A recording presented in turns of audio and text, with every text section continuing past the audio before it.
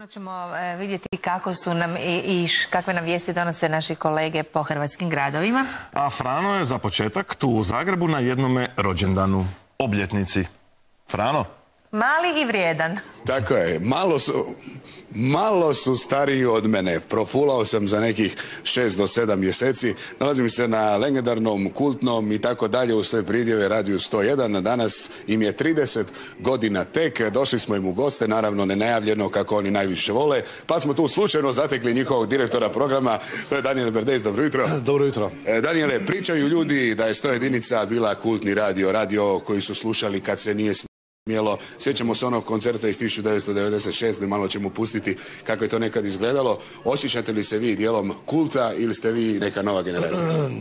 Ja konkretno ili sadašnji Radio 101? Pa s obzirom da sam ja ovdje godinu dana, u 6. mjesecu će biti godina dana, ovaj današnji rođendan, odnosno obljetnica, zapravo je obljetnica svih tih ljudi koji su prošli kroz Radio 101 svih tih 30 godina i rekao bi da je ova obljetnica, ovaj današnji rođendan zapravo više njihov rođendan nego moj. Jel?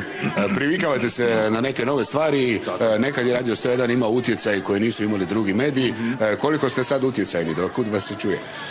Pa, trudimo se biti i dalje, naravno, to je niša koju ćemo pokušati zadržati u godinama koje su ispred nas i čini mi se da po ovih godinu dana koliko sam ja ovdje, zapravo jesmo na dobrom putu i dalje jesmo utjecajni i zanimljivo je. Viš kako to direktor programa kaže. Dola, ne biste vi mislili da se uvijek treba referirati isključivo na direktore programa. Mi ćemo sada uništiti program Radija 101, najmoći gdje se ja pojavim, uvijek nastane neka frka. Ovo je tu simpatičan mladić čiji glas ponekad čujete zajedno s njegovim kolegom koji vrijeme. Di ti ovaj tvoj? Nemam pojma, vjerojatno negdje zbrisao, veli da se boji kamera. Kako ga ono zoveš? Matan. Matane, gdje je? Eno Mate, dođi Matane, malo ti kod nas. Legendarni 101 program, poziva vas na svoj 30. rođendan. Ovako izgleda pozivnica.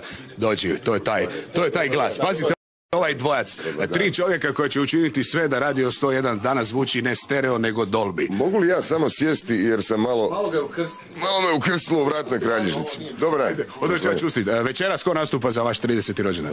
Nastupa Kawasaki Trip, Pik Zibner, Psihomodopop, Boa, Vatra, jesam nekog izostavio? Predin, di si? Predina. Zvani Troublemaker iz Slovenije. Odnosno Štemer. Da, Štemer. Onda mi postao omiljen lik sad, od kad je imao onaj napad, zar ne? Prije je bio malo mekana, sad je to već... Sad je pokazao. Ako se pitate zašto ja ovo radim, inače u programu 101 kad ova dvojica radi, otprilike to zvuči kao ping-pong. Koliko ste vas dvojica u paru, priznajte pred svima? Pa naša veza traje zapravo već dugo, ali dosta smo i dugo tajili od javnosti.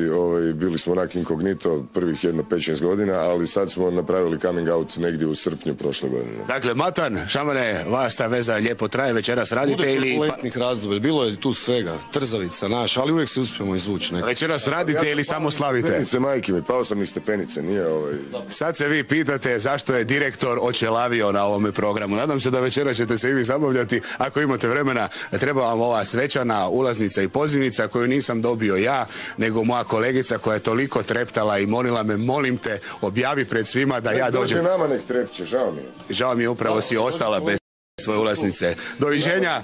Ja, tu nemam šanse, teoretske. Izgubio sam. Doviđenja. Ovi su teški.